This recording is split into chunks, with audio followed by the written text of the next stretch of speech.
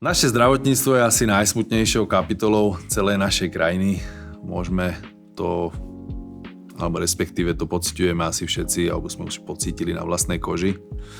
Je to veľmi smutné po dekádach, doslovne, alebo po XY vládach a XY ministrov, ktorí mali na starosti tento segment, ktorý prakticky zaberá druhú najväčšiu položku v našom rozpočte a my z neho dostávame bohužiaľ stále len doslovne mizerné služby.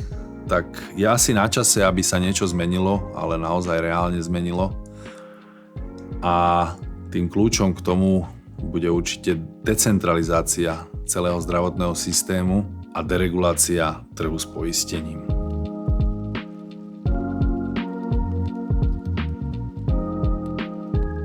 Za prvé, musíme si uvedomiť, že systém tohoto súčasného socializovaného zdravotníctva, kde sa všetko financuje na základe toho, kto sedí na ministerstve zdravotníctva, je maximálne nefunkčný.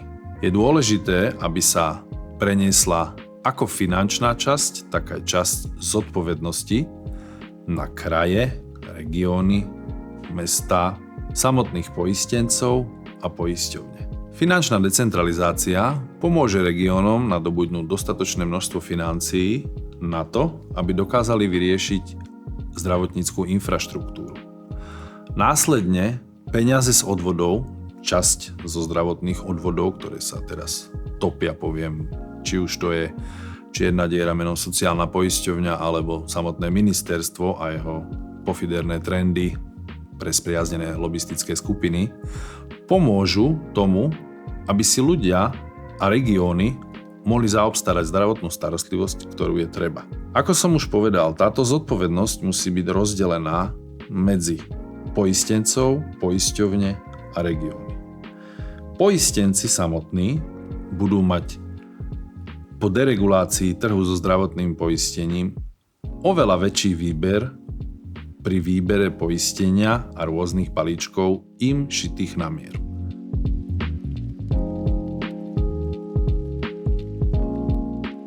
Dereguláciou tohoto systému s poistením vznikne na trhu oveľa väčší a variabilnejší zoznam, poviem, na mieru šitých balíčkov pre rôzne regióny. Ako som už hovoril, to, čo ľudia potrebujú v Bratislave a k čomu majú prístup v Bratislave, nemajú napríklad na nejakom Gemeri alebo povedzme Orave. Regióny si na základe dohôd s novými subjektami v trhu s poisťovníctvom už upravia balíky pre svojich občanov. Najlepšie vedia, aké problémy v regióne sú, čo sa týka zdravotníctva ako takého. Nemá zmysel robiť jeden balík šitý na Bratislavu a snažiť sa ho aplikovať na menej rozvinutý región. Takéto balíčky prinesú želaný efekt toho, aby ľudia samotní začali dbať na svoje zdravie. Zodpovednosť je niečo ako novodobá motivácia. Balíčky, ktoré budú ponúkať nové poisťovacie subjekty na trhu, zlepšia kvalitu, hlavne vytvoria silné konkurenčné prostredie a tým budú tlačiť cenu dole. Samostatné zdravotnícke zariadenia a regióny môžu medzi sebou súťažiť tým, že budú ponúkať kvalitnejšie služby, viacej možností pre klientov, či už z vedľajšieho regiónu alebo z daného regiónu. Aj keď sa zdá, aj u nás na Slovensku voľnotržné zdravotníctvo prezentované ako niečo veľmi zlé, je to doslovne démonizované, opak je pravdou.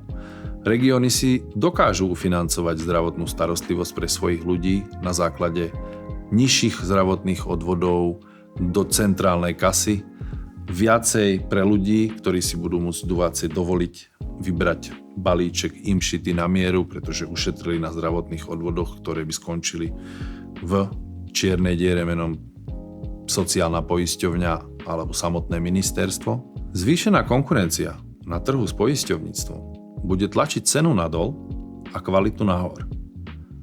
Ľudia, ktorí budú dbať na svoje zdravie na základe motivácie, ktorú im daný poisťovací subjekt ponúkne, budú prispievať k tomu najdôležitejšiemu, a to je celkový zdravotný stav našej krajiny.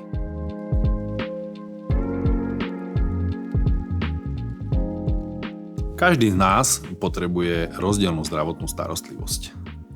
Ako som už hovoril, otvorenie trhu s poisťovníctvom, jeho deregulácia prinesie balíčky šité na mieru pre naozaj širokú paletu ľudí a ich potrieb. Športovci potrebujú niečo iné ako nejakí obézni ľudia a podobne. Máme tu skupinu ľudí, ktorí sú najzraniteľnejší, často aj najzneužívanejší. Patria do nej dôchodci, zdravotne ťažko postihnutí či chronicky chorí. Je dôležité, aby sme zadefinovali, hlavne pre voľný trh s poisťovníctvom, že všetci títo ľudia musia mať rovnaký prístup od každej poisťovne. Nie, že niektorí sa budú vyhýbať poistením chronicky chorých alebo zdravotne ťažko postihnutých či dôchodcov a budú si užívať len zdravých, mladú generáciu a tak ďalej. V tomto musíme nastaviť jasné a striktné pravidlá pre všetkých na trhu.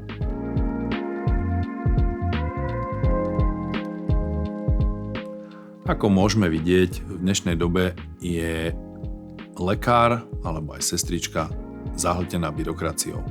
Namiesto toho, aby trávili čas s pacientom, trávia čas za počítačom, vybavovaním, vypisovaním rôznych papierov. Všetko toto sa dá odbúrať, ako sme už povedali, jednoduchou dereguláciou trhu s poistením.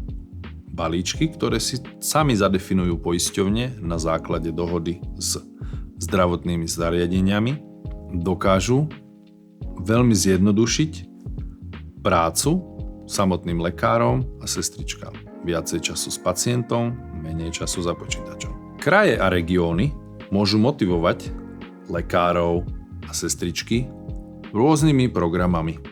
Ako mobilita, môžu k nim prísť, vybudujú im zdravotné stredisko, povedzme z nejakých eurofondov, môžu im pomôcť s presťahovaním sa, môžu im dať kraj môže zaistiť byty pre lekárov, sestričky, aby ich mali dostatok. Tieto konkurenčné mechanizmy vo forme lepšej zdravotnej starostlivosti alebo poistných balíčkov a tak ďalej dokážu to, čo potrebuje naše zdravotníctvo asi najviac. A to znížiť jeho vplyv na štátny rozpočet a zvýšiť jeho kvalitu aj v tých najodľahlejších oblastiach.